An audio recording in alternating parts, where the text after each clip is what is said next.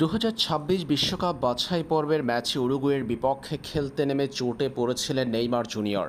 এরপর তারকা ব্রাজিলিয়ান এই ফরোয়ার্ডকে চলে যেতে হয়েছে অস্ত্রোপচারের টেবিলে। লম্বা সময় অপারেশনের পর নেইমার জুনিয়র মাঠের বাইরে আছেন। গত কয়েক মাস ফিটনেস ফিরে পাওয়ার জন্য কাজ করছেন ব্রাজিলিয়ান সুপারস্টার। সদ্য সমাপ্ত কোপা আমেরিকা আসরেও ব্রাজিলের হয়ে খেলতে পারেননি তিনি। এছাড়া নতুন ক্লাব আল হিলালের জার্সিতে কেবল 5 ম্যাচ খেলেছেন এই ব্রাজিলিয়ান। নেইমার জুনিয়র কবে মাঠে ফিরবেন কিংবা ব্রাজিল জাতীয় দল বা তার ক্লাব আল হিলালের জার্সিতে তাকে দেখা যাবে তা নিয়ে প্রশ্ন রয়েছে ভক্তদের। সেই ভক্তদের জন্য দারুণ খবর এসেছে নেইমার জুনিয়রের কাছ থেকে।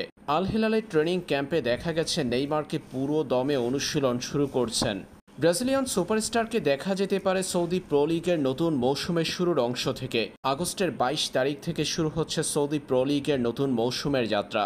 এরপর সেপ্টেম্বরে বিশ্বকাপ বাছাই পর্বের ম্যাচ খেলবে ব্রাজিল। বর্তমানে বিশ্বকাপ বাছাই পর্বের পয়েন্ট টেবিলে তলানিতে আছে ব্রাজিলিয়ানরা। 6 নম্বর পজিশনে থাকা ব্রাজিলের জন্য নেইমারের ফেরাটা বেশ গুরুত্বপূর্ণ।